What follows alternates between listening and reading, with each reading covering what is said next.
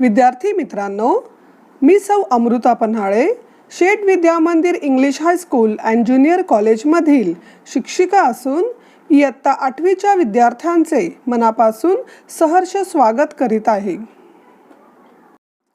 आज आपण मराठी विषयातील इयत्ता 8वीच्या पाठ्यपुस्तकातील कविता क्रमांक 1 आम्ही चालवू हा पुढे वारसा ही कविता शिकणार आहोत.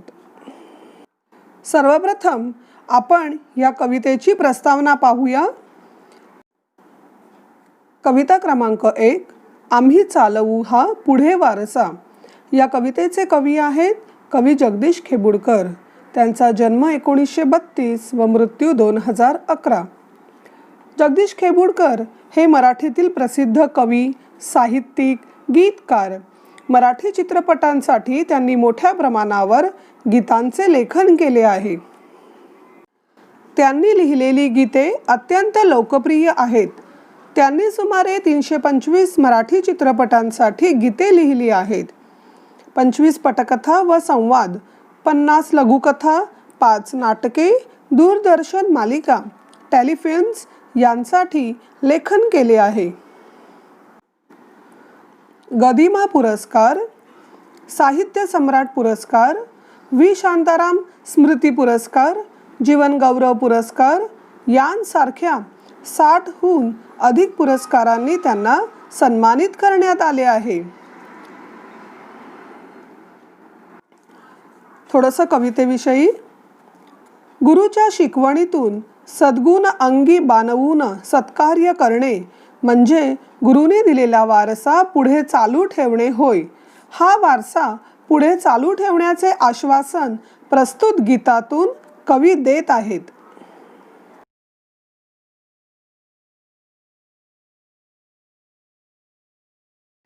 आता आपण कवितेला सुरुवात करूया.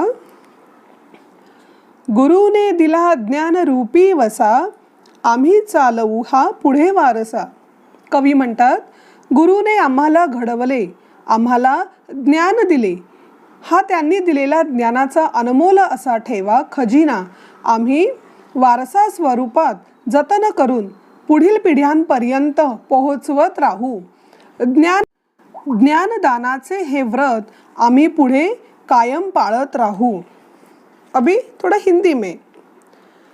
गुरु ने हमें जो ज्ञान दिया है, या गुरु द्वारा हमें जो ज्ञान मिलता है, यह अनमोल ज्ञान जैसे मॉरल्स, मूल्य, वैल्यूज़ दिए हैं, यह ज्ञान हम अपने पास हमेशा रखेंगे और हमारे संपर्क में मतलब जो आने वाली पीढ़ियाँ हैं हम वह उन्हें देंगे.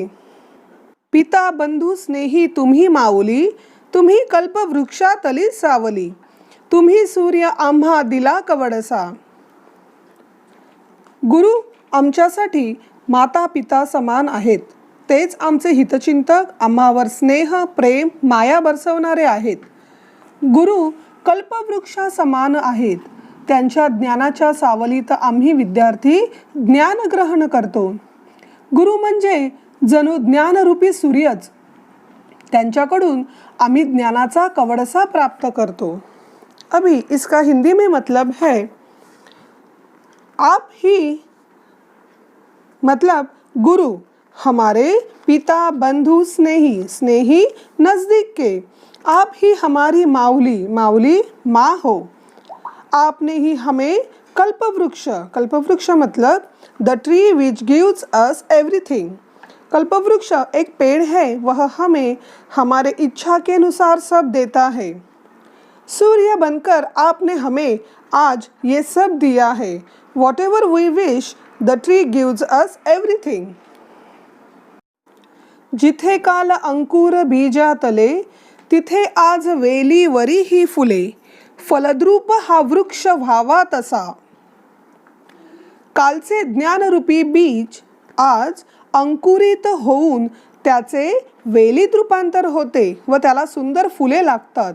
ज्याप्रमाणे बीचे फळाफुलांनी लगडलेल्या झाडात रूपांतर होते, त्याचप्रमाणे गुरु लहान जीवांना ज्ञानामृत पाजून त्यांच्यावर संस्कारांचे सिंचन करून सुसंस्कृत व्यक्ति म्हणून त्यांची जडणघडण करतात। जैसे इसका हिंदी में मतलब, कल तक हम सब एक बीज थे, आज हम फूलने फलने लगे हैं और आगे चलकर उन पर कुछ फूल फल उगेंगे। आपने हमें जब शिक्षा दी तब हम छोटे से बीज थे और अब आपकी शिक्षा पाकर हम बढ़ते बढ़ते पेड़ होकर उन पर फूल लगेंगे और ये ज्ञान भरे फूल फल हम समाज के उपयोग में लाएंगे। शिकू धीरता शूरता वीरता, धरू थोर विद्ये सवे नम्रता, मनी ध्यास हा एक लागो असा।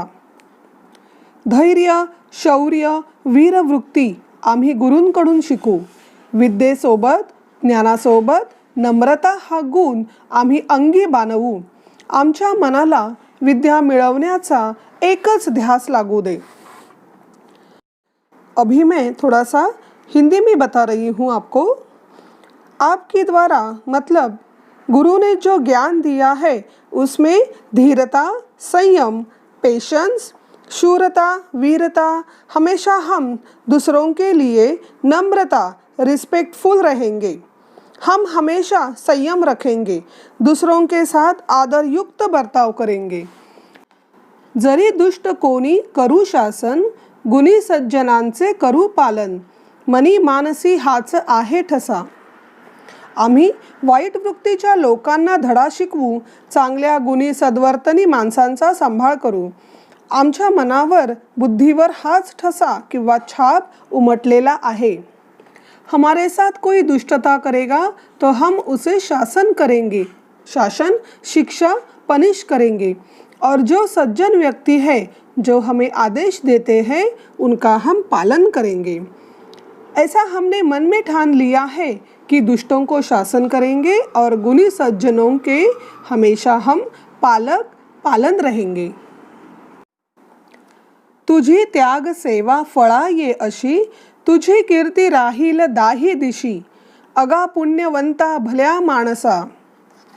हे गुरु, तू विद्यार्थी घडविण्यासाठी केलेली खडतर तपस्या, मेहनत, त्याग फळाला येईल। तुझे नाव दाही दिशांना पसरेल, सर्वत्र गाजेल, कारण हे पुण्यवान भल्या सज्जन माणसा, तू एक पिढी घडविण्याचे महान कार्य केले आहेस। तू दिलेला ज्ञानरूपी वसा आम्ही वारसा म्हणून पुढील पिढ्यांपर्यंत पोहोचवू। आपने जो मतलब गुरु माता पिता उन्होंने जो त्याग किया है उसका फल आपको ज़रूर मिलेगा। उनकी जो सेवा है उनको दाही दिशा में हमेशा नावलौकिक रहेगा, क्योंकि आपने एक अच्छा मानव तैयार करने का महान कार्य किया है। आपने जो ज्ञान दिया है वह हम आने वाले पीढ़ियों तक पहुंचा देंगे। आता आपण ही कविता तालासुरात म्हणूया। गुरुने दिला ज्ञान रूपी वसा, आम्ही चालवू हा पुढे वारसा। गुरुने दिला ज्ञान रूपी वसा, आम्ही चालवू हा पुढे वारसा। पिता बंधू स्नेही तुम्ही माऊली, तुम्ही कल्पवृक्षा तळी सावली। तुम्ही सूर्य आम्हा दिला कवडसा, आम्ही चालवू हा पुढे वारसा। जिथे काल अंकुर बीजातले, तिथे आज वेली वरीही फुले। फलद्रूप हा वृक्ष व्हावा तसा, आम्ही चालवू हा पुढे वारसा। शिकू धीरता शूरता वीरता, धरू थोर विद्ये सवे नम्रता,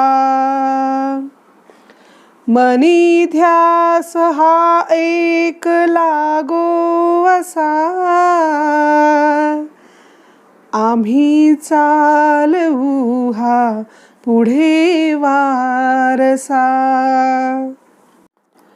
जरी दुष्ट कोणी करू शासन, गुणी सज्जनांचे करू पालन, मनी मानसी हाच आहे ठसा, आम्ही चालवू हा पुढे वारसा. तुझी त्याग सेवा फळाये अशी, तुझी कीर्ती राहील दाही दिशी. अगा पुण्यवंता भल्या माणसा, आम्ही चालवू हा पुढे वारसा. गुरुने दिला ज्ञान रूपी वसा, आम्ही चालवू हा पुढे वारसा. आम्ही चालवू हा पुढे वारसा. आम्ही चालवू हा पुढे वारसा.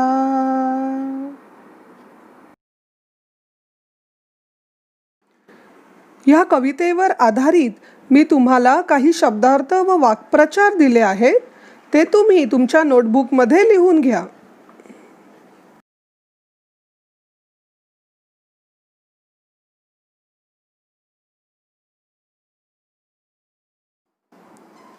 धन्यवाद.